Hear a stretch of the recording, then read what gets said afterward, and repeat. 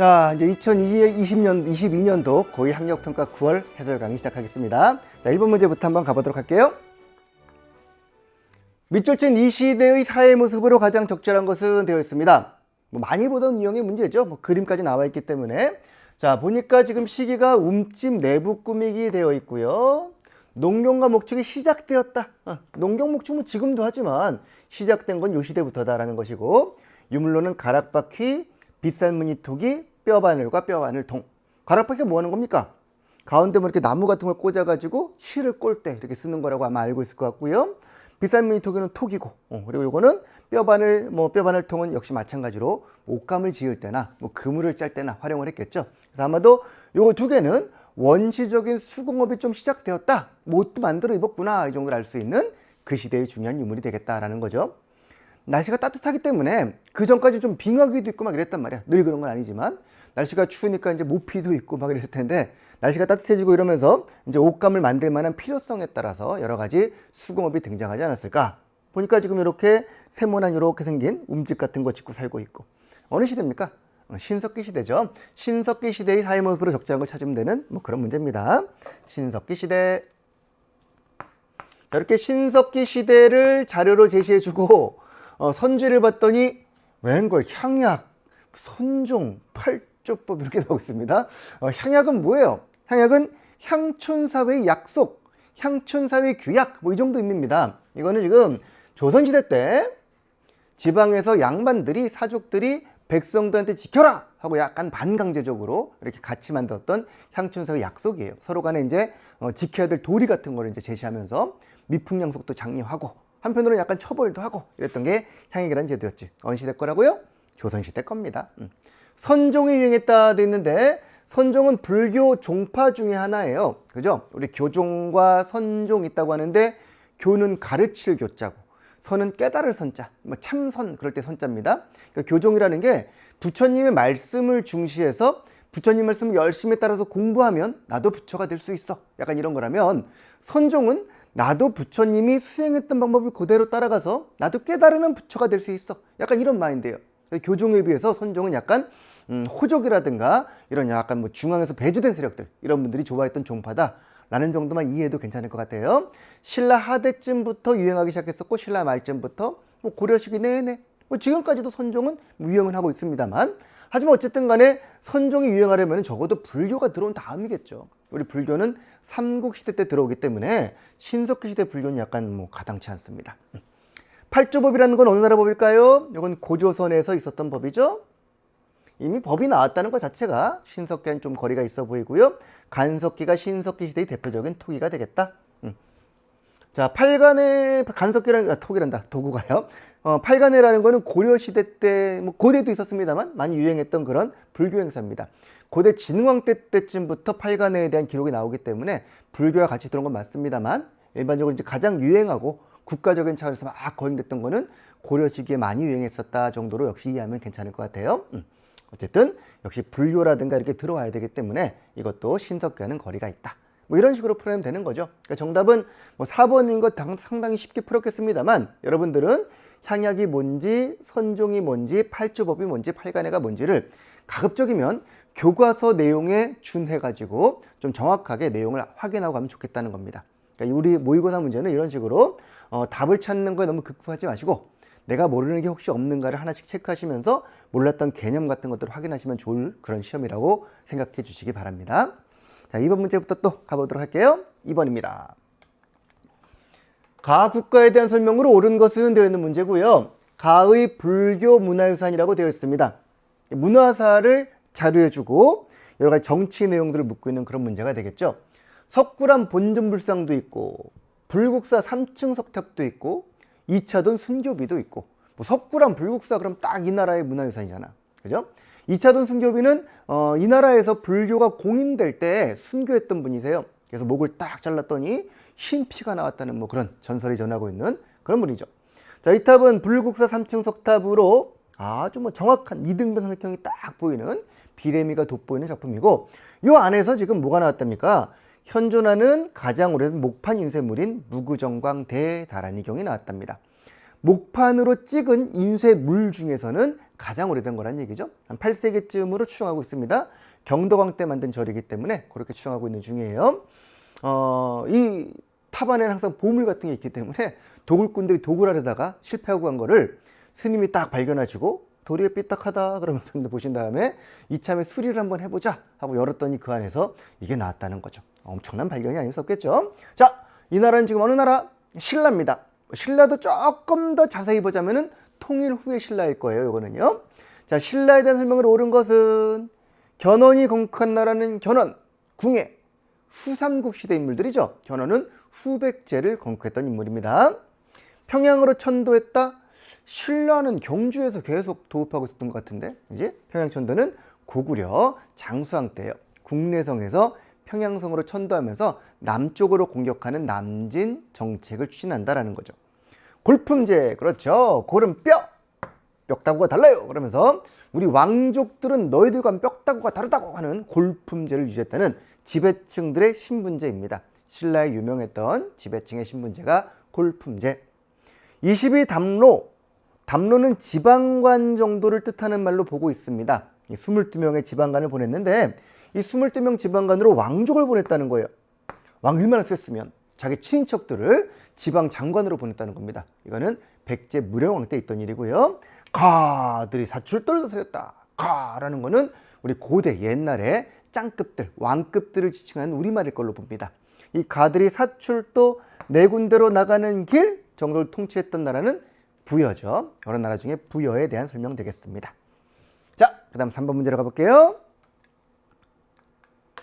밑줄 친 이 나라에 대한 설명으로 옳은 것은 역시 뭐 나라를 묻는 문제이기 때문에 크게 어렵지 않게 풀었을 것 같습니다. 게다가 우리가 워낙 잘 알고 있는 내용들이 들어있군요. 대조영이라는, 그지? 대조영. 아유, 대조영이 세운 이 나라입니다. 보니까 고구려를 계승한 나라였고 당과 친선을 맺었고 마지막에 거란 침입으로 멸망한 그런 나라랍니다.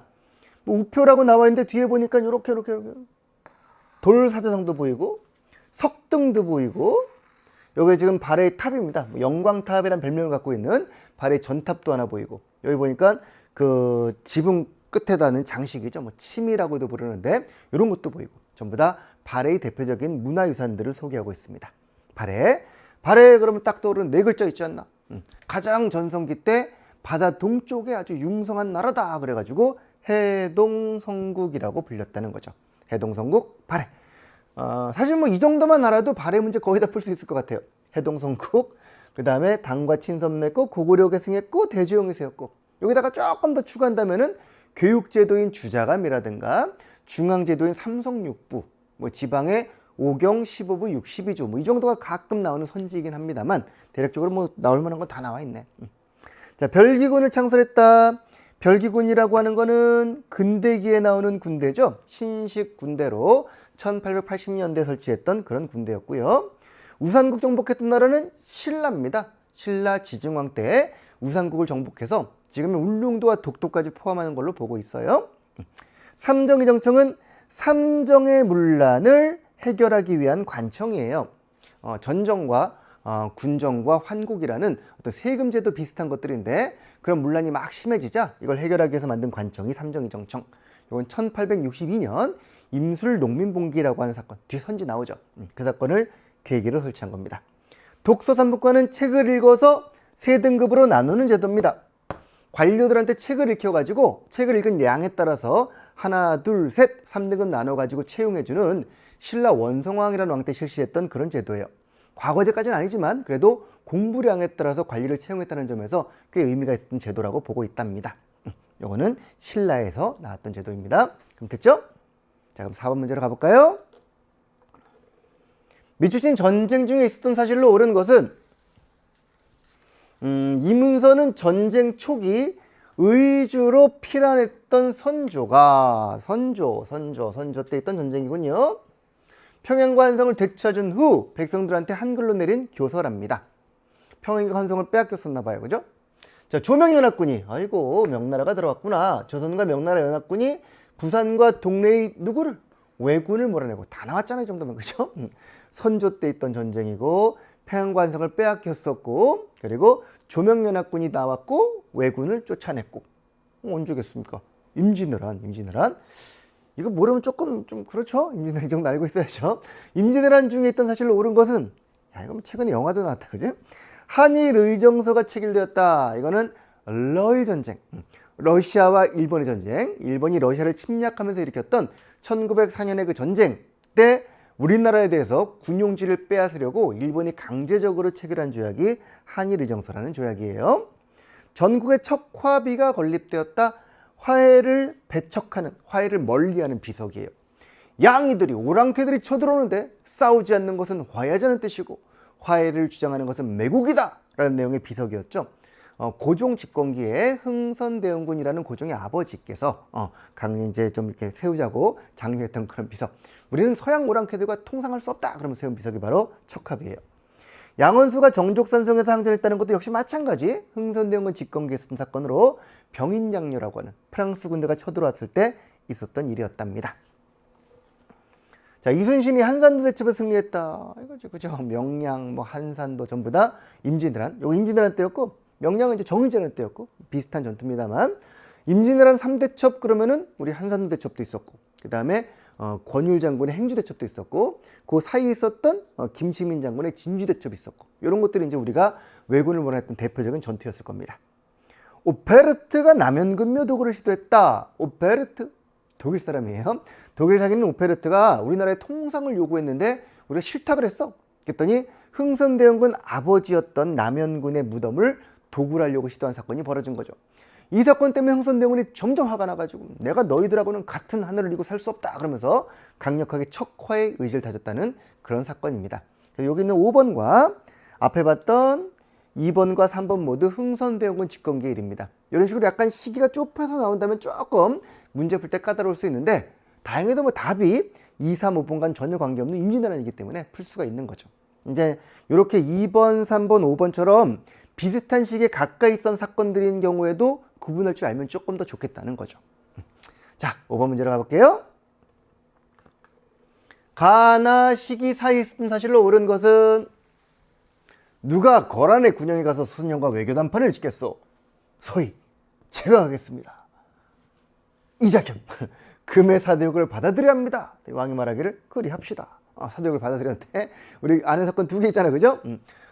고려 시기에 했던 일이죠. 고려 시대 때는 외적의 침입이 항상 자주 있었단 말이야. 그래서 일단 9세기, 10세기에서 11세기 넘어가는 그때쯤에 거란과의 관계가 있었다고. 성종과 현종 이르기까지. 그 당시 거란이 쳐들어왔는데 우리나라에서 항복을 해야 되는 거 아닐까? 라고 생각을 하고 있을 적에 가서 그래도 한번 말이라도 섞어보고 저들의 의도가 뭔지 파악하고 하자는 이 서희라는 분이 외교수를 발휘하여 거꾸로 땅을 좀 빼앗았다 그럴까? 땅을 회복했었죠. 그지? 강동 6주를 획득했던 게 이때 일이었습니다. 이때 강동의 강은 압록강이에요. 압록 리버. 그래서 압록강 동쪽의 6주라고 하는 이렇게 우리나라가 있다면 여기 이렇게 있고 여기 있는 산이 백두산이고요.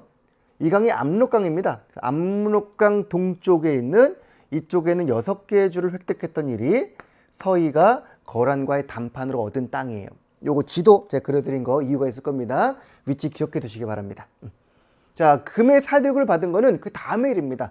이제 거란 침입 막아내고 강감찬이 귀대첩 승리하고 이제 이쪽을 거의 다 안정시켰단 말이야. 안정시켰는데 이번에 이쪽에서 또 다른 오랑캐들이 막 쳐들어오고 있는 겨. 이게 누구냐?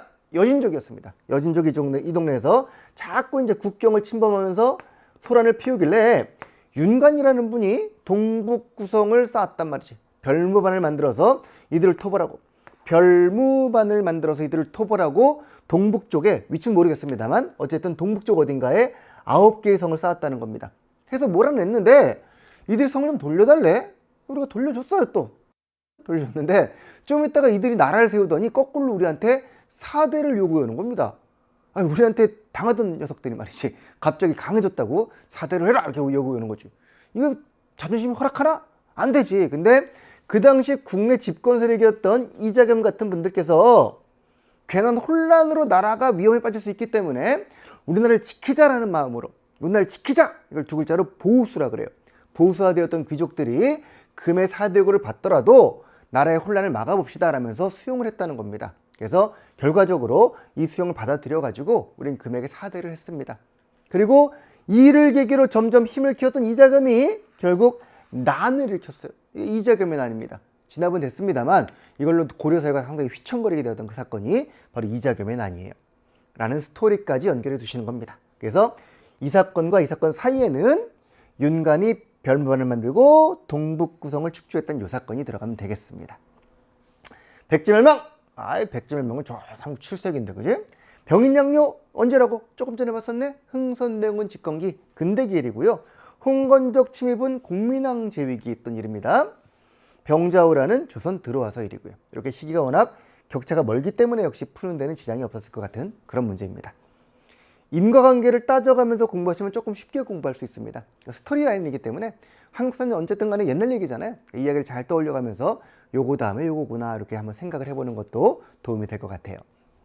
자, 그 다음에 6번 문제로 가볼게요. 가왕에 대한 설명으로 옳은 것은 우리 모둠이 발표하기로 한 가의 정책에 대해 주사한 것을 말해줄래? 선생님인가 봐요. 기철 등 친원 세력을 아니구나. 선생님 아니구나. 선생님 한 거 보니까 죄송해요. 기철 등 친원 세력을 제거했어. 반말하면 안 되죠. 정동성 이문서를 폐지했어. 쌍성 총관물을 공격하여 천령 이북당을 되찾았어. 라는 매우 중요한 사건을 중요한 정책 업적을 남긴 왕을 묻고 있는 겁니다. 그죠? 기철 친원파를 제거했고 아마 반원 자주 정책을 폈나 봐요. 그리고 원나라가 만들었던 간섭기구죠. 본래는 일본 원정을 하려고 만든 거였는데 정동성 이문소를 없앴고요. 역시 반원 자주책. 쌍성 총관부는 원나라가 설치했던 직할령입니다. 이걸 다시 되찾아가지고 우리 땅을 수복했다는 거. 역시 반원 자주책. 그래, 원나라에게 반대하는, 원나라에게 저항하는 자주적인 정책을 펼쳤던 이분. 당시 마침 원나라가 망해가고 명나라가 성장하는 원명 교체기를 틈타서 이런 정책을 추진했던 이분 바로 누굽니까? 공민왕이죠. 우리 공민왕 하면 딱 떠올리는 것 세 가지. 자, 공민왕의 반원 정책과 공민왕의 왕권 강화를 같이 보셔야 될 텐데, 공민왕은 이 당시 원나라에게 기대고 있었던 친원파들을 제거했단 말이야. 그 친원파들을 권문세족이라고 표현했었죠. 이들을 제거하고 왕권을 강화했답니다. 그 권문세족들은 엄청나게 많은 불법적인 토지와 농장과 노비를 막 거느리고 있었단 말이야. 그래서 공민왕은 그들의 권문세족의 토지와, 토지가 한자로 혹시 아나? 전 밭전자, 백성들, 노비들, 백성이 한자로 민, 그렇죠. 전과 민을 바로잡는다라는 뜻이 바로 편정. 그래서 전과 민을 바로잡는 임시관청을 설치했던 인물이에요.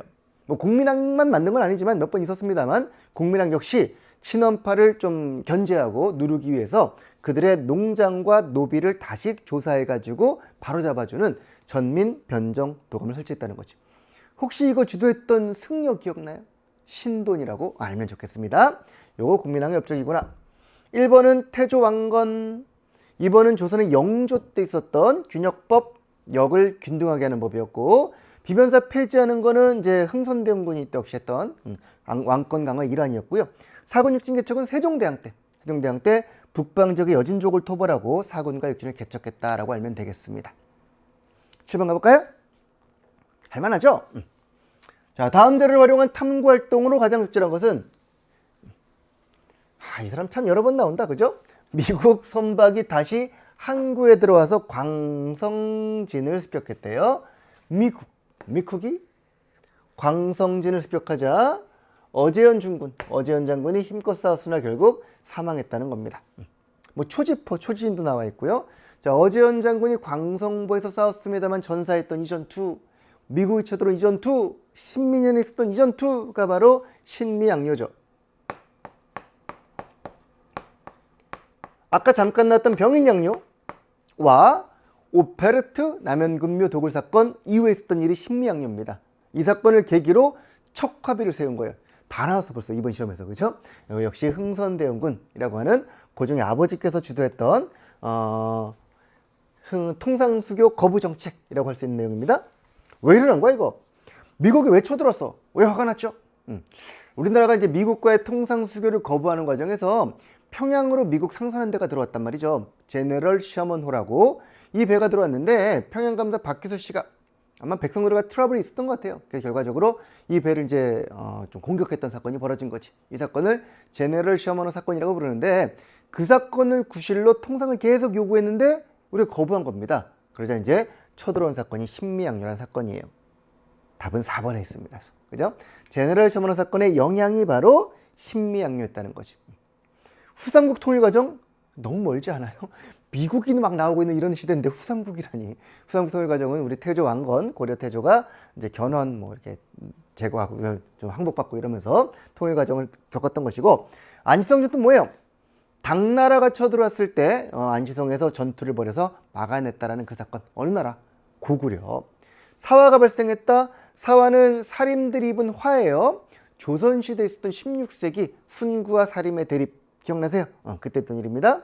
무신집권기 하층민의 저항운동, 고려시대 얘기죠. 고려에서 무신들이 권력을 딱 잡았던 그 시기 한 100년쯤 있었는데 그 시기에는 워낙 정치가 혼란기였기 때문에 하층민의 저항이 상당히 많았다는 거죠. 뭐 공주 명학소에서 망이 망소의 저항도 있었고 또는 뭐 노비였던 만족의 난도 있었고 뭐 그런 일이 있었을 겁니다. 기억이 좀 났으면 좋겠어요. 이런 것들 제가 말하면 들으면서 뭐 그랬던 것 같아 정도라도 기억이 남다면 상당히 좋을 것 같습니다. 뭐 잘 알고 있으면 더욱 좋겠지만 어렴풋이 기억이 나더라도 한 번, 두 번 반복하면 이야기이기 때문에 머릿속에 쫙 남아있을 겁니다. 너무 조급하게 생각하지 마시고 차츰차츰 기억을 남겨가시기 바랍니다. 정답은 일단 4번으로 하고 그 다음 8번 문제로 가볼게요. 가 국가의 문화에 대한 설명으로 옳은 것은 되어 있는 문제입니다. 제왕운기란 책에 나와 있습니다. 제왕운기는 가의 충렬왕 때 이승유가 쓴 책인데 방금 봤더니 여기 또 나와 있네. 원의 내정 간섭으로 자주성이 손상되었던 시기에 만들었던 책이라는 거예요. 원의 간섭이 있었던, 원나라하고 약간 이런 문제가 있었던, 심지어 왕의 이름이 충 무슨 왕이었던 때. 몽골 침략으로 우리가 항복을 했잖아. 그지? 항복을 하고 나서 결과적으로 원의 내정 간섭을 받았던 그런 시기입니다. 고려 후기에 했던 일이었고, 그러다 보니까 이제 우리나라에서는 이럴 때일수록 약간 독립운동의 의지가 좀 생기지 않을까? 우리가 원나라에 간섭을 받다니 오랑캐들의 약간 생각으로 우리나라 민족, 시조 어떤 공통적인 구심점을 찾아가지고 자주성을 회복하는 움직임이 나올 수 있단 말이지. 그때 그래서 단군이야. 삼국유사는 비슷한 시기에 이 책보다 약간 앞섰었던 그런 책인데 이련이라는 스님이 쓴 겁니다. 이 책과 이 책 모두 단군이라는 민족 구심점을 통해서 자주의식을 회복해보려는 그런 움직임을 보였던 그런 시기였다는 거예요. 분화국이라는 거는 사위나라 이런 뜻입니다. 우리가 원나라 공주와 고려 왕이 결혼함으로써 우리가 원나라의 사위가 되는 약간 그런 분위기를 지칭한 말이 분화국이다라는 얘기예요. 자, 지금 이 나라는 고려죠. 그러니까 이렇게 딱 좀 원간섭기를 자료해주고서 물어보기는 고려를 물어본 겁니다. 고려. 무신집권기랑 비교하는 것도 아니고 그냥 고려. 국자감이 고려 학교예요. 1번이 답이겠네요. 훈민정음은 조선의 세종대왕이 창조했던, 황성신문은 근대기 1898년에 만든 신문이었고요. 수원화성을 건설했던 왕은 조선의 정조죠. 황룡사 구층목탑은 신라 선덕여왕 때 만들었던 목탑입니다. 됐습니까? 뭐 이런 문제라면 상당히 쉽게 풀 수 있겠죠. 그러니까 실제 수능에서는 이런 걸 물어보면서 고려를 묻는다기보다는 고려 시기 중에서 한 시기를 특정해서 묻는 경우도 있어요. 하지만 이제 아직까지는 이 정도로 고려, 조선, 근대, 조선, 신라 이런 식으로 굵직굵직하게 내는 문제들이 나오고 있는 중인 것이죠. 자, 9번 문제 가볼게요. 밑줄진 이 시기의 경제 상황으로 옳은 것은, 이번에 시기 문제입니다. 어떤 시기인지 봅시다. 김홍도 특별전 계획서, 김홍도가 활동했던 이 시기, 김홍도, 아이고 우리 아는 사람 같은데, 담배도 있고 인삼도 있고 이런 작물을 상품 작물, 팔려고 만드는 작물이죠. 팔려고 만드는 정적으로 장시가 활성화되고 있고 마켓이 막 여기저기 열리고 있고요. 상품 경제가 발달했던 그런 시기예요. 언제예요? 조선 후기죠. 담배 썰기라는 작품이 있습니다. 이분들 담배 썰고 있고 막 일을 하고 계신데 여기 이분은 보면은 혼자 책을 보고 있어? 놀고 있는 거 아니야? 싶겠지만 아니야. 이런 분을 뭐라고 부르죠? 일하는데 옆에서 막 책 읽어주고 있는 분입니다. 전기수. 들어봤죠? 이야기를 읽어주는, 여자치면 FM 라디오 틀어놓고 듣고 있는 거예요, 지금. 이분이 이제 고용돼가지고 책을 읽어주고 있으면은 그 얘기를 들으면서 좋아가지고 이제 일하고 있는 뭐 그런 모습인 거죠. 이런 전기수가 활동하고 있고, 담배라는 상품 작물이 이게 재배되고 판매되고 있고, 보니까 장터를 왔다 갔다 하는 그런 보부상들이라고 하죠. 이런 분들도 보이고, 여긴 지금 상인들보다 이제 장터로 가는 길을 이제 오가는 모습을 묘사한 것인데, 김홍도라는 사람이 풍속화를 그렸고, 전부 다 조선 후기. 김홍도는 정조 때 활약한 인물이에요. 조선 후기의 양상을 물어보는 문제가 되겠네요. 자, 노급이라고 하는 거는 노급. 고대 있었던 관료들에게 지급했던 급여예요. 급여인데 세금을 걷어서 급여를 줘야 되는데 이게 약간 원활치 않았단 말이야. 그래서 마을을 통으로 이 마을을 네가 급여로 다 먹을래? 하고 준 게 노급이에요. 녹이란 말 지금도 쓰죠. 국가에 녹을 먹는 사람이 그러면 되나? 급여란 뜻인데 급여로 마을을 준 겁니다. 관료들한테. 고대에 나왔던 모습이고, 청해진은 누구? 장보고. 이 장보가 아니죠. 장보고란 분이 지금 청해진을 완도에 설치하고 해적을 소탕했다는 신라시대 이야기입니다. 과전법은 조선시대에 나왔던 대표적인 비슷한 관리에게 급여를 주는 시스템이었고요. 상평통보가 이 당시 유통되었던 화폐입니다. 상평통보는 상품작물 재배, 상품경제 발달과 더불어 거래량이 많아졌기 때문에 돈이 필요했겠지. 쌀을 가지고 물건 사기 힘들어. 쌀 가지고 담배 한 갑 살려면 쌀 이만큼 가져가야 된단 말이야. 그래서 화폐 유통은 상품 경제가 발달하면 꼭 필요했던 요소란 말이죠. 그래서 화폐가 이때 활발히 유통됐다는 그런 이야기입니다. 산미증식계획 들어봤어요? 혹시 아직까지 일제강점기를 제대로 안 배웠다면 모를 수 있겠습니다만, 산미증식계획은 쌀 생산을 증가시키는 계획이에요. 일본이 추진한 계획입니다. 일본은 이렇게 해서 우리나라에서 쌀 생산을 늘린 다음에 늘린 거 이상으로 일본으로 수출을 해간 거지. 우리나라 쌀이 부족해지고 막 갑자기 쌀값이 올라가는 이런 현상을 초래했던 게 산미증식 계획입니다. 왜 그랬겠어, 일본이? 일본의 쌀이 부족해서 우리를 위해서가 아니라 일본의 부족한 쌀을 충당하려고 했던 1920년대 제도입니다. 자, 10번 문제 가볼게요. 가 왕에 대한 설명으로 옳은 것은, 자, 또 왕을 또 묻고 있습니다. 항상 문제에서 뭘 묻는지를 보세요. 왕을 묻는지, 시기를 묻는지, 나라를 묻는지 이런 것들을 보시는 겁니다. 조선왕릉 스탬프 투어 설릉편 9대 왕입니다. 선릉이 아니고 설릉이죠. 뒷발음을 따라가는 겁니다. 헐릉은 누구의 능이야? 몰라도 해요. 태종릉입니다. 태종이고, 영릉은 영조, 그리고 설릉은 이분의 능입니다. 이분과 그의 계비인 정현왕후, 좋은 이름인데, 정현왕후의 능이랍니다. 훈구 세력을 견제하고자 사림을 적극적으로 등용하신 분이고요. 집현전을 계승하여 홍문관을 설치하고 경연을 활성화시킨 그런 분입니다. 뭔가 언론을 활성화시키면서 훈구 세력을, 공진 세력을 견제하고 싶었던 그런 분입니다. 9번째 왕이고요. 혹시 뭐 이거 알고 있으면 쉽잖아. 태정, 태세, 문단세 알고 있으면 쉬운데, 모르더라도 이 정도 업적들은 알고 있으면 좋겠습니다. 성종이죠. 성종 때 있던 일입니다. 성종은 훈구 세력이 세조 때 공신들이에요. 워낙 힘이 세졌기 때문에 그 훈구의 등살 속에서 어린 나이에 왕이 오른 분이 성종이었습니다. 어릴 때부터 이제 훈구 견제만이 나의 살 길이구나 뼈저리게 느꼈을 거예요. 그래서 경연을 활성화시키고 사림을 기용해서 훈구를 약간 견제했던 분이 바로 이분이었습니다. 자, 성종에 대한 설명으로 옳은 거 골라볼게요. 사비로 천도했다. 같은 성이지만 이건 백제의 성왕입니다. 백제 성왕 때 일이었고요. 대가에 병합했던 거는요, 신라의 진흥왕. 벌써 고대가 2개 딱 나왔어요. 성종의 성자가 혹시 한자로 어떤 성자인지 알아요? 이게 이룰 성자입니다. 이런 한자. 성종이라는 왕은 고려도 그렇고 조선도 그렇고 뭔가를 잘 이룬 사람한테 붙이는 이름이에요. 왕의 시호는 왕이 돌아가신 다음에 붙여드리는 거거든요. 그러니까 업적을 보고 드리는 이름인데, 항상 뭔가를 잘 이루어낸 사람한테 성종이라는 이름을 주는 거지. 특히 조선시대에는 법전을 딱 정비하면서 시스템을 완성하신 분이 바로 이분이세요. 법전으로 시스템을 완성하셨는데, 법전이 바로 나라를 경영한다 나라를 큰 법전 경국대전입니다. 세조부터 시작한 이 법전을 완성했던 게, 완성성성했던 게 성종이죠. 정답은 3번. 헌의육조는 근대기 역시 독립협회란 단체가 제안했던 건의서고요.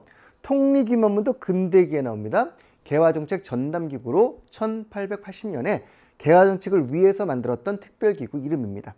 요거는 근대사에 나오고 1번과 2번은 고대사에 나옵니다. 지금 조선왕릉이니까 조선만 찾아도 답을 찾을 수 있다는 얘기죠. 그죠? 정답은 3번. 이렇게 벌써 절반을 풀어봤습니다. 나머지 절반 10문제 또 빠르게 달려볼게요. 지치지 않죠? 괜찮죠? 자, 11번입니다. 밑줄 친 이 책이 유포된 결과로 옳은 것은 수신사 김홍집이 들어두면 좋을 만한 이름입니다. 이분이 명을 받들고 나라를 떠난 것이 얼마나 중대한 일이었습니까? 그런데 황준헌이 지었다는 이 책을 경솔하게 받아와서 감히 전학기 이 책을 바쳤어. 중요한 일을 가지고 떠난 사람이 말이야. 이런 책에다 갖고 들어오고 말이야. 이 책 보니까 내용 개판이구만 이런 거예요. 러시아의 남하를 구실 우리나라에게 미국과 통상하려고 하는 그따위 책이란 말이지. 딱 봐도 느낌이 어때요? 미국과 통상을 하고 싶은 사람이야, 하기 싫은 사람이야? 하기 싫은 사람이 쓴 거죠. 그죠? 수신사 김홍집은 일본에 갔던 사신이었는데 이분이 갔다 오면서 황준헌, 중국 발음으로 황준쉔이라고 하는 사람의 이 책을 갖고 들어온 거예요. 이 책에 뭐라고 되어 있었냐? 너희들이 지금 러시아를 견제하는 게 얼마나 중요한 일인지 알아? 근데 러시아 견제 니네가 못하지. 그래서 이렇게 하는 게 좋을 거야. 라면서 너희 조선이 앞으로 러시아를 견제하기 위해서 해야 될 방책과 전략을 알려줄까? 라는 내용의 다른 제목의 책이었습니다. 제목은 조선책략이고요. 이 책의 주요 내용은 우리가 러시아를 견제하기 위해서 해야 될 일, 친중국, 중국과 친하고 결 일본과 맺고 연미방, 미국과 연대해라 이런 내용이에요. 친중국, 결 일본, 연미방. 근데 이미 친중국, 결 일본은 사실상 이미 되어 있는 상황이었거든. 따라서 이 책의 주요 내용은 너희 조선은 빨리 러시아를 견제하기 위해서 미국을 끌어들여 라고 하는 미국과 빨리 연대하라는 그런 내용이었단 말이지. 이거를 청나라 관료가 쓴 책이에요. 이 책을 받아들었던 김홍집 씨가 좋은 생각인데? 라고 생각을 하고 이 책을 고종한테 바쳤다는 겁니다. 고종이 이걸 유포시킨 거예요. 이 책을 받아들었던 유생들이 난리가 난 겁니다. 아니 지금 이게 말이 되냐고, 지금 어디 미국을 끌어도 이 말이 되냐 그러면서 막 화를 낸 겁니다. 그러면서 영남 지역의 유생들 만여 명이 중심이 돼가지고 집단 상소 운동을 펼쳤어요. 그 소두가 우두머리가 이만손이라는 이황 어른의 후손입니다. 1,000원짜리 이황의 후손이에요. 이분이 중심이 돼가지고 영남적 유생 만여 명이 함께 상소 올린 사건을 영남 만이소라고 불러요. 이 책에 대한 반발로 일어난 사건이죠. 정답은 5번. 병인 박해. 병인년에 있었던 천주교 신자에 대한 박해입니다. 이 사건을 계기로 또 나와서 흥선대원군이 병인양요를 일으킨 겁니다.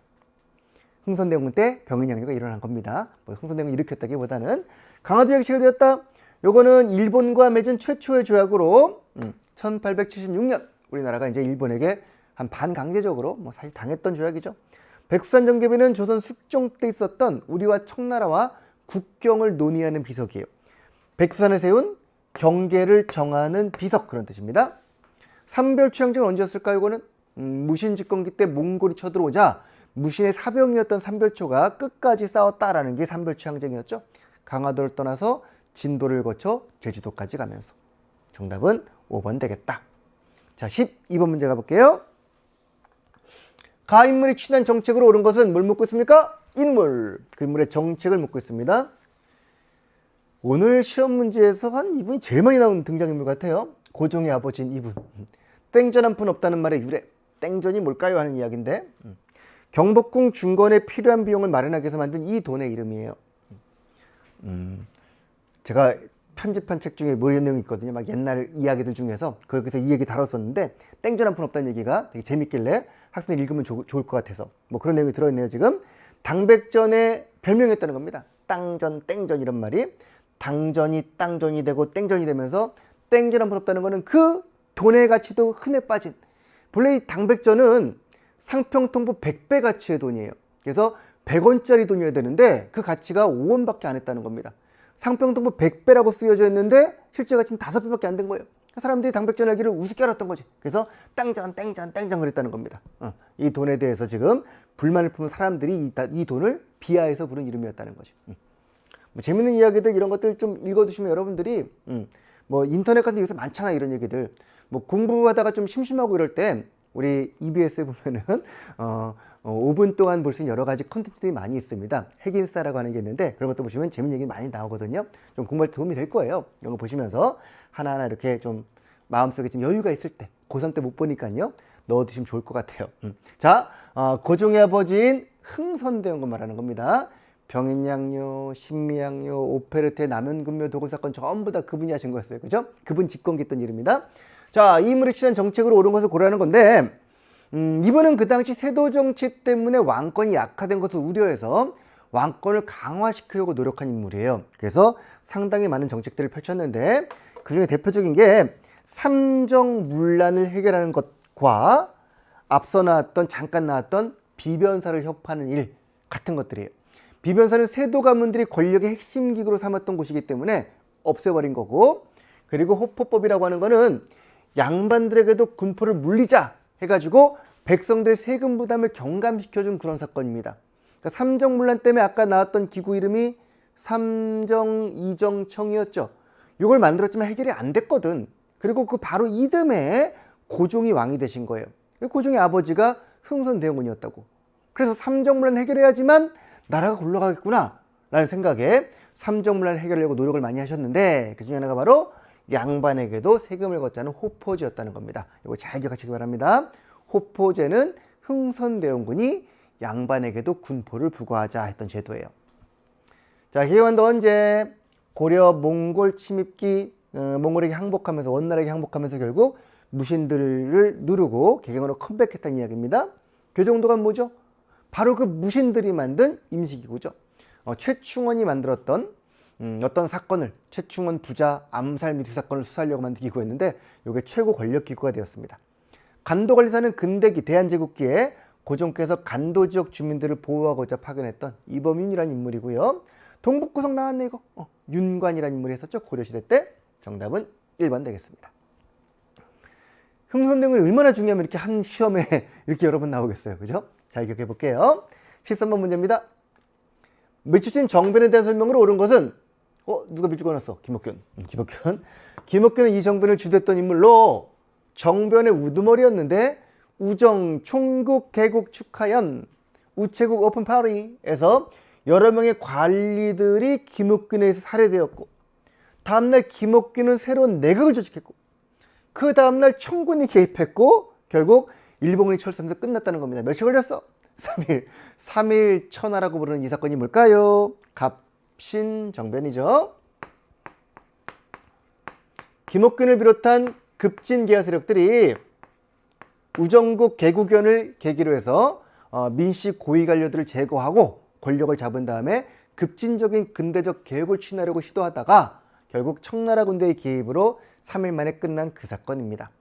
이 사건을 주도했던 급진계하 세력들은 그 당시 14개의 정치 강령, 14개의 조항의 정치 강령 등을 발표하면서 그들이 꿈꿨던 나라가 무엇인가를 아주 정확하게 여실히 보여주었단 말이에요. 하지만 안타깝게 끝나는 바람에 결국 우리나라 개혁은 주춤하게 되고 말았어요. 특히 청나라의 개입으로 이게 진압이 됐기 때문에 청나라의 내정 간섭이 막 심해지는 계기를 초래했던 게 이 사건이었습니다. 누가 했다고요? 김옥균을 비롯한 급진계하 세력들, 우리가 흔히 급진계하파라고 부르는 김옥균, 박영효, 홍영식, 서광범 이런 분들입니다. 정답은 그리하여 2번입니다. 예송은 뭡니까? 효종이 죽고 효종비가 죽고 한 15년 만의 일이었는데 그때 현종 때였는데 이 두 분의 죽음에 대해서 상복을 몇 년 입지 가지고 서인과 남인이 대립했던 사건이 바로 예송 논쟁이었어요. 조선시대 얘기입니다. 당연히. 서경춘들 목표로 했던 인물 누가 있었을까? 대표적으로 묘청. 묘청은 이재금이 난 이후에 불탄 개경을 대신하여 서경으로 천도합시다 라고 했던 서경 출신 세력들을 등에 업고 천도를 추진했던 인물이었고요. 9번 시점은 옛날 것을 근본으로 하고 새로운 것을 참고하자라는 뜻의 우리 것을 지키면서 새로운 것을 참고하자는 내용의 원칙을 세우고 추진했던 고종 때의 광무개혁의 내용입니다. 단발령에 반발했다라는 것은 1895년 을미개혁 때 있던 게 단발령이란 말이지. 상투를 자르는 거. 반발했던 거는 을미의병이 대표적입니다. 뭐 더 있겠지만 일단 대표적으로는 의병 같은 세력들. 됐습니까? 자, 14번 문제 가볼게요. 밑줄친 이 조약의 결과로 옳은 것은 뮤지컬 특사. 좀 포스터를 좀 친절하게 만들어주지. 시험 문제 잘 풀게. 특사네요. 세 분이 있고요. 대신 옆에 설명이 있습니다. 헤이그 특사의 활약을 그린 창작 뮤지컬입니다. 어떤 활약? 헤이그 특사. 헤이그 특사 누구예요? 이 조약이 체결되자 이 조약의 부당함을 알리고자 고종이 네덜란드 헤이그에서 열리는 만국 평화회의장에 파견했던 3명의 특사입니다. 이준 선생이 만주로 건너가서 이상설 선생을 만나고 다시 저기 러시아에 가서 이휘종 씨를 만난 다음에 3분이 가신 거예요. 가서 이 조약의 부당함을 알리고자 열심히 노력했습니다만 안타깝게도 일본의 방해로 제대로 성과를 거두지 못했고 오죽했으면 이준 열사는 거기서 분해서 분사하셨답니다. 억울해서 돌아가시고 열심히 호소하고 활동했던 그런 분들이세요. 이 조약은 정말 억울한 조약이었습니다. 고종을 협박해가지고 일본이 군대를 끌고 들어와서 이토 히로부미가 강제적으로 체결했던 고종의 어세 도장도 없이 자기들이 마음대로 막 체결했던 그런 조약이에요. 이 조약을 계기로 우리나라는 외교권을 박탈당했고 우리나라에 일본이 파견한 통감이 들어와서 바로 그 통감이 박는 그 조약을 강제했던 이토 히로부미였다고 들어와서 우리나라 국권을 마음대로 이제 유린하기 시작하는 거지. 이 조약 유명하죠. 뭡니까? 을사년에 있었던 강제로 맺은 조약이므로 보통 을사늑약이라고 불러요. 이 조약을 계기로 일본은 우리나라에 통감부를 설치하고 초대 통감으로 이토 히로부미를 임명했습니다라는 거죠. 아간파초는 아라사, 러시아라는 뜻이에요. 러시아 공사관으로 고종이 피신하신 사건입니다. 을미사변, 우리 명성황후를 일본이 강제로 시했던 극악무도한 짓이죠. 그 사건을 계기로 경복궁에 있던 고종께서 러시아 공사관에 피신한 사건입니다. 홍범 14조는 갑오개혁 때 발표된 고종이 발표하신 그런 그 조서입니다. 그러니까 뭐 우리나라가 넓으롱자, 널리 크게 몸이 될 만한 14개의 조항을 발표하노니 그러면서 이제 고종이 갑오개혁 중에 발표했던 글이고요. 6조 직계제는 뭡니까? 의정부 6조 기억나요? 조선은 의정부 밑에 6조가 있어요. 2호 예병 현공이라고 그 6조를 왕이 직접 컨트롤해서 의정부의 힘을 누리려고 했던 그런 제도입니다. 조선의 태종과 세조 때 대표적으로 실시됐고요. 세조 이후로도 6조 직계는 계속 이제 유지가 되었습니다. 그러니까 조선시대가 되면은 뭐 의정부 소사제, 6조 직계제 이런 게 나오는데 두 제도를 잘 비교하시면 좋을 것 같아요. 요거는 왕권을 강화시키기 위한 조치였습니다. 미국의 보빙사를 파견했다. 보답하러 가는 거야. 보답하러. 미국에 고마워서 갔던 겁니다. 벌써 미국이 나오면 이미 근대이겠죠. 그죠? 미국이 우리나라에 조약을 체결한 다음에 사신을 보냈어요. 외교관을 보내준 겁니다. 얼마나 고마워. 지구 반대편에서 우리나라에게 우호관계를 다하기 위해서 관리까지 보내줬으니 이에 대한 담례로 1883년에 우리나라에서 미국에 파견된 분들을 보빙사라고 불러요. 됐습니까? 이 정도? 자, 15번 문제로 가볼게요. 자, 미친 농민군에 대한 설명으로 옳은 것은 이 책은 농민군 토벌을 위해 파견된 양호 초토사 홍계훈이 양호라는 말은 뭐 지금 혹시 들어봤나? 호남, 호서 이런 거? 충청도와 전라도를 합쳐가지고 더블호, 2개 호라 그래서 양호라고 불러요. 양호에 지금 초토사로 내려가신 분이 농민군을 진압하러 날짜별로 수록했던 그 이야기랍니다. 근데 이 책을 통해서 이 농민군의 우두머리였던 이분 전봉준의 이야기가 실려있다는 걸 알게 됐다는 겁니다. 이 농민군은 정부와 화약을 맺었는데 그 화약 이름이 전주화약이래요. 다 나온 거 아니에요, 이 정도면? 그죠? 전봉준이 주도한 농민들이 정부군과 싸우다가 화해하려고 전주에서 화약을 맺는 과정을 홍계훈이라는 분이 정리한 책이 이 책이라는 겁니다. 이 사건은 바로 동학농민운동이죠. 이 농민군은 동학농민운동 발발 당시 그 농민군들입니다. 이 농민군들은 정부에다가 요구한 사항이 있었습니다. 이런 거 좀 들어주세요. 그러면서 잘못된 정치를 개혁하기 위한 방안, 폐정개혁안. 적어도 농민들이 정부한테 이런 요구 조건을 들어달라고 요청할 때는 믿는 구석이 있었겠지. 뭐 이겼으니까 가능한 일 아니겠어요? 졌는데 어떻게 요구했겠어? 이겼단 말이야. 1차 농민봉기 때 농민군이 승리했어요. 특히 가장 결정적인 전투가 황토현 전투와 황룡촌 전투입니다. 황토현, 황룡촌 등을 쫙 쓸면서 전라도를 거의 초토화시킨 겁니다. 그래서 그 당시 정부에서 깜짝 놀라서 파견한 분이 이 사람이에요. 초토화라고 내려왔는데 이들은 이제 좀 뭐라 그래, 무찌르려고 내려왔는데 오히려 이제 약간 이제 밀리기 시작하면서 전주에서 화약을 맺었던 그 사건인 것이죠. 어디에서 이겼다고요? 황토현 전투. 고부황토에서 첫 승을 딱 거두고 관군에게 연전연승하면서 결국 화약까지 맺었던 사건입니다. 다음은 3번이에요. 나머지 선지가 또 너무 생뚱맞죠, 그죠? 화백회의는 신라의 회의인데 대성학교는 나중에 신민회가 만든 학교입니다. 신민회. 1907년에 신민회라는 애국계몽단체에서 만든 학교였고요. 안창호 씨가 주도하죠. 왜 규정각도소 약탈 이것도 또 나온 거야. 이거 병인양요 때 프랑스군이 강화되어 있던 책들을 약탈해간 사건이었고, 수선사 결사운동은 고려시대 때 진울이라는 스님이 단체를 맺었다는 뜻입니다. 결사. 불교계 정화 노력 중에 하나였습니다. 소규모로 단체를 맺어가지고 약간 정치권과 결탁해서 비리 저지르지 말고 산에 올라가서 책도 읽고 참선도 하고 노동도 하고 이러면서 우리끼리 뭔가 불교계를 깨끗하게 만들어보자 라고 했던 그런 운동 중에 하나로 맺을 결 단체사자 써서 단체를 맺는 운동을 결사운동이라고 불러요. 고려시기 얘기입니다. 정답은 3번. 다음 16번입니다. 미추진 장정의 책을 시기를 연표해서 옳게 고른 것은, 제가 볼 때 이번 시험에서 이번 문제에서 가장 조금 여러분들이 뭐지? 하고 헷갈렸을 만한 문제, 연표 문제인데 이 연표 문제가 나올 때는 항상 제가 여러 번 강조하지만 여기는 사건들을 그냥 넣어주는 게 아니에요. 연표 문제는 이 사건들과의 인과관계가 있는 것들을 보통 자료에 냅니다. 다시 말하면 이 사건이 이거의 결과거나 이거의 배경이거나 혹은 이거의 결과거나 이거의 배경, 이런 식으로 인과관계를 맺게 되어 있다는 거지. 내용이 뭐냐? 조선이 청나라 상선의 한강 출입을 거부했더니 청나라가 이럴 수 있어 그러면서 우리는 너희 양화진과 한성의 상점을 열 수 있어, 근데 왜 막는 거야? 라면서 이 장정을 근거로 조치 철회를 요구했다는 겁니다. 우리가 청나라가 들어오는 걸 막으려고, 한강 들어오는 걸 막으려고 했더니 그들이 말하기를 우리는 양화진과 한성의 상점을 개설할 수 있도록끔 이미 너희와 조약을 맺었다고 라고 이 조약을 근거로 우리에게 이제 저항했다는, 따졌다는 그런 내용이에요. 그러니까 우리나라가 청나라에게 내륙까지 들어와서 장사할 수 있어라고 허락해준 조약을 찾으면 되는 겁니다. 이 조약은 조청, 상민, 수륙, 무역, 장정이란 조약이고요. 이 조약을 맺게 된 계기가 청나라의 내정 간섭이 심해지면서요. 왜 심해졌냐?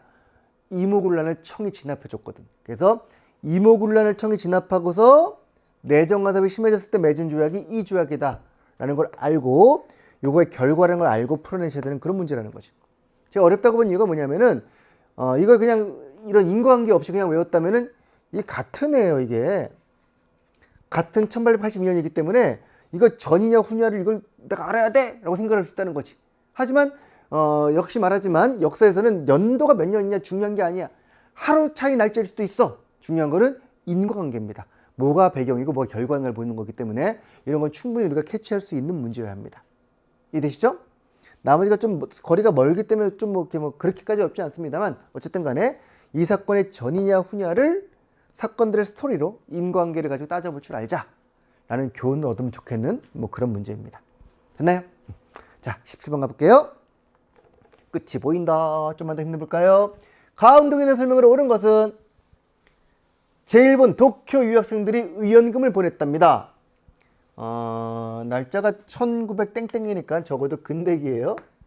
이런 것도 또 힌트가 된다 우리. 자, 일본 도쿄 유학생 이강현 씨 등이 본사에 편지를 붙였는데 국채 1300만 원을 갚기 위해 서상돈을 중심으로 대구에서 시작된 이 운동에 우리도 의연금을 내겠습니다 라는 그런 내용이에요. 국채, 나라빚 1300을 갚자는, 보상하자는 운동이 바로 국채 보상 운동이죠. 우리 연도 써놓을 수 있지 않을까? 1907년에 했던 일입니다. 국채보상운동은 통감부기에 우리나라가 일본의 여러 가지 반강제적인 강요들로 인해서 철도를 놔야 된다, 통감부 건물 줘야 된다 이러면서 나라빚을 잔뜩 지게 만들었어요.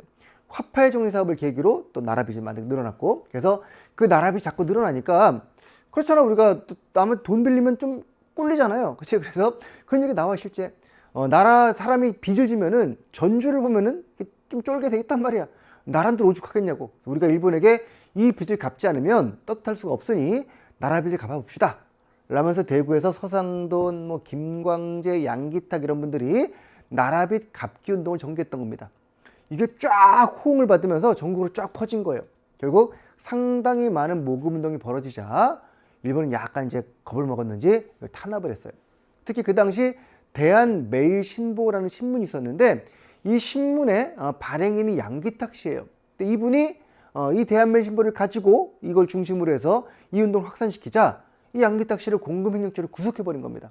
결과적으로 이게 중단되고 말았는데 상당히 뜻깊은 사건이었고, 이 사건이 결국 나중에 한 100년 한참 지난 뒤에 유네스코 세계 기록유산으로 이 사건 관련 기록물이 등재가 됐습니다. 2017년에. 뭐 그런 사건 중에 하나입니다. 그러니까 세계적으로 되게 유명한 사건이에요. 이 사건은 국제보상운동. 이 사건과 항상 세트로 나오는 여태까지 나왔던 모든 수능 문제에서 단 한 번도 거르지 않냐고, 그러니까 교육과정 바뀐 다음에 나왔던 내용이 바로 대한매일신부입니다. 대한매일신부와 국제보상운동은 세트다라고 기억해 두세요. 대한매일신부 물어볼 때 항상 답이 국제보상운동이었고, 아마 이때도 국제보상 이게 4번이 답이에요. 대한매일신부. 그러니까 한 수능이 약간 쉬워지면서부터 요거 가지고 항상 물어보더라고요. 김부식에게 진압된 사건은 이거는 묘청의 서경천도운동. 금난여권패기는 정조 때 했던 일입니다. 정조 때 난전을 금하는 권리, 시전상인의 특권인데 그걸 폐지함으로써 자유로운 상행위를 보장한 사건이고, 장유영 역시 정조가 설치했던 군대입니다. 이 두 개는 조선 정조 때. 답은 4번이고요. 대한매일신부가 지원하여 전국적으로 확산되었다. 위화대군은 뭐예요? 조선세였던 이성계가 위화돼서 돌아와가지고 최영장군을 제거하고 조선을 세우게 되는 그런 스토리이죠. 자, 18번 문제 볼까요? 다음 상황이 나타난 시기에 볼 수 있는 모습이에요. 시기에 볼 수 있는 모습. 송수만, 심상진, 모르겠어. 이분들이 종로에 모여서 외국인에게 황무지를 빌려주면 안 됩니다. 황무지 개척권을 주면 안 됩니다. 우리나라 황무지를 개척하면 개간한 사람이 임자기 때문에 큰일 나요. 우리나라 황무지를 개간해서 땅을 뺏으려는 일본의 의도를 간파하고 일본에게 황무지 개척권을 주임합시다라고 요구했던 그런 모습이에요. 이걸 주도했던 단체가 있는데, 기억이 날까? 보안회, 그렇죠, 보안회. 보감을 타는 보안회에서 이런 활동을 전개하면서 우리 손으로 황무지를 개간해 봅시다라는 회사도 같이 세웠습니다. 농광회사라고. 이게 언제였냐? 일본이 러일 전쟁을 일으키자마자 우리나라에서 토지를 마구마구 뺏어가요. 러일 전쟁을 일으키자마자 일본은 기다렸다는 듯이 각종 명목으로 토지를 약탈 갔답니다. 이를테면 전쟁으로 인한 전쟁에 필요한 군용지, 이게 바로 아까 나왔던 한일의정서 내용이에요. 군용지를 뺏어갔다고. 그리고 갑자기 막 철도를 미친 듯이 지어요. 경부선을 막 미친 듯이 막 부설하면서 철도 용지. 그리고 여기는 황무지 같은 토지를 미친 듯이 뺏어갔던 게 1904년 전쟁이 시작되었던 일본의 토지 약탈이었습니다. 이때가 이럴 때였단 말이야. 그래서 요 시기에 나왔던 근대기 사건이 바로 4번이에요. 경인선은 우리나라에서 최초로 만든 철도입니다. 1899년에 인천으로부터 노량진까지, 그리고 다리를 놓고 1900년에 서울까지 개통을 시켰어요. 그래서 이제 지금 노량진 서울이지만 그때는 이제 한강 이남에 있었기 때문에, 그래서 경인선 기차가 만들어지는 거는 1899년에 노량진까지, 1900년쯤에 서울역, 그다음 남대문역까지 개통이 됐는데, 이 시기를 기점으로 철도가 막 들어오기 시작하는 거예요. 그래서 경부선 철도부설과 경의선 철도부설을 구실로 토지를 빼앗아 갔다는 거지. 그 중에 하나가 바로 여기 있는 황무지 계약권이고, 이게 다 묶여있는 사건들입니다. 정답은 5번이에요. 매수성 전투는 나당전쟁이죠. 신라가 당나라 몰아낼 때 매수성 기벌포, 만적, 아까 잠깐 얘기 나왔었는데 무신지권 기태, 그죠? 홍경래는 1811년 세독이, 연도 몰라도 돼요. 세두정치기에 있었던 서북지역 홍경래 씨가 일으킨 난이었죠. 잔반과 동네 광산 노동자, 농민들, 상인들 다 참여했던. 도병마사는 고려 시기에 있었던 대표적인 귀족 회의체입니다. 그러니까 사건들의 시점을 묻는 문제이기 때문에 이건 지금 5번이 답이 되면 되겠네요. 19번 가볼까요? 가 정보에 대한 설명으로 옳은 것은 고종이 연호를 광무로 전하고 황제가 되셨습니다. 그래서 황제가 됐기 때문에 황제의 나라를 세웠겠죠. 나라 이름은 대한으로 하고 Great Korean, 대한. 황제의 나라니까 이름은 제국이라고 나라를 세웠던 게 1897년 일이었고요. 여기서 했던 개혁이 뭐라고? 아까 구본신참. 구본신참의 원칙으로 했던 개혁을 광무개혁이라고 불러요. 보다시피 황제를 상징하고 태극기까지 활용하고 있다는 겁니다. 황제를 상징하는 황석이라는데 흑백이라 안 보이죠. 어쨌든 뭐 그런 사건인데, 고종이 50세가 됐는데 망육순이라 그래요. 60을 바라보는 50세 때 망육순 행사를 개최하면서 전 세계 사신들을 막 불러가지고 우리가 자주금을 밝히려고 했단 말이야. 근데 그때 막 전염병이 돌고 그러면서 그걸 제대로 못했어요. 하지만 그 당시에 이를 계기로 막 도시 개조 사업 벌이고 궁궐 도로 다시 짓고 막 이러면서 상당히 도시 근대가 이루어진 게 이때쯤의 모습이었습니다. 이때 고종 황제는 우리가 황제국이다를 표방하면서 자주국임을 대외적으로 알리고 내부적으로 왕권, 황제권을 강화할 목적으로 우리나라의 헌법 비스무리한 대한국 국제를 선포했더랍니다. 집사본은 신라시대 때 있었던 왕실 비서실 8만 등경은 어느 나라 때? 고려에서 만들었던, 지금도 남아있죠? 대장경이고요. 그레이트 장경 8만 장이 넘죠. 신라였지만 외를 격퇴했던 거는 고구려 광개토대왕했던 일이지. 지금 고종이 나오는데 무슨 신라? 지방행정 조직으로 5도 양계는 고려시대의 지방조직입니다. 고종이 나오는데 너무하잖아, 그죠? 정답은 아까 봤던 몇 번이었죠? 2번이었나요? 3번이었군요. 이게 답이 되겠네요. 마지막 20번 문제 볼까요? 다음 상에 나타난 시기에 있던 사실로 옳은 것은 1900땡땡년. 역시 보니까 아버지를 따라 보통학교 갔는데 허리에 칼을 찬 선생님이 1900땡땡년에 허리에 칼을 찬 선생님이 1900년에 허리에 땡땡이 점점이라는 일본어이기 때문에 허리에 칼을 찬 선생님이 관리들이 제복을 입고 칼을 차고 있어요. 교사들은 천황이면 관리, 이게 뭐야 헌병일때까지 나오네. 1910년대 일제강점기 일본이 했던 강력한 통치 시스템, 이른바 무단통치라고 하는 그때의 모습이죠. 1910년대 우리나라 학교에는 교사들도 칼을 차고 있었단 말이에요. 줄 수가 없죠. 스릉 주는구나 뭐 이러면서. 이런 시기 강력한 파워로 헌병은 군의 경찰입니다. 민간인을 통제하던 그 시기 1910년대 헌병경찰 통치기의 사실을 찾으면 되는 겁니다. 어쨌든 적어도 이거 일제강점기라고 해요. 일제강점기 일본이 한 거라고. 일본이 한 건데 보니까 천황 일본이잖아. 연행사 이게 다 아니잖아, 그지? 연행사는 청나라 수도인 연경에 갔던 사신들, 그러니까 청나라에 간 사신들을 연행사라고 불러요. 조선 후기 모습이고, 회사령이 바로 일본이 설치했던 법령이죠. 발표했던. 회사를 설립할 때는 일본 총독부의 허가를 받아라 해가지고 우리나라 자본가들이 쉽게 회사를 세울 수 없게 만든 겁니다. 세우기 힘들게 만들어서 일본 자본의 침투를 도모했던 그게 바로 회사령입니다. 유경공원은 영재를, 엘리트를 기르는 퍼블릭 스쿨, 우리나라에서 만든 최초의 근대적인 공립교육기관으로 공무원 양성소입니다. 1886년에 만든 근대적인 학교였고요. 군국기무처는 갑오개혁기에 만들어진 개혁기구라고 보시면 되겠네요. 1차 갑오개혁 때, 물론 이것도 일본이 만든 건데 어쨌든 간에 일본이 만들었지만 우리가 그래도 잘 활용해가지고 자주적인 개혁을 취한 적이 있었답니다. 갑오개혁 때 모습이고요. 노비항거법은 노비를 살피고 검사하는 법입니다. 누가 했지 이거? 고려 광종이 호족들이 갖고 있던 불법적인 노비를 풀어주겠다는 겁니다. 아까 비슷한 거 있었는데 공민왕이 만들었다는 전민변정도감과 약간 비슷한 의미가 있습니다. 노비를 뺏어옴으로써 국가 지정 수입을 늘리고 노비를 갖고 있던 귀족들을 약간 누르고, 이게 바로 노비항거법 고려 광종이 실시한 제도예요. 됐습니까? 정답은 그리하여 2번 되겠네요. 자, 이렇게 또 20문제를 우리 가볍게 풀어봤네요. 전 가볍게 풀었지만 여러분은 좀 어려울 수도 있었겠죠. 하지만 어쨌든 간에 아까도 말했지만 문제 맞췄다 틀렸다 너무 이렇게 좋아하거나 슬퍼하지 마세요.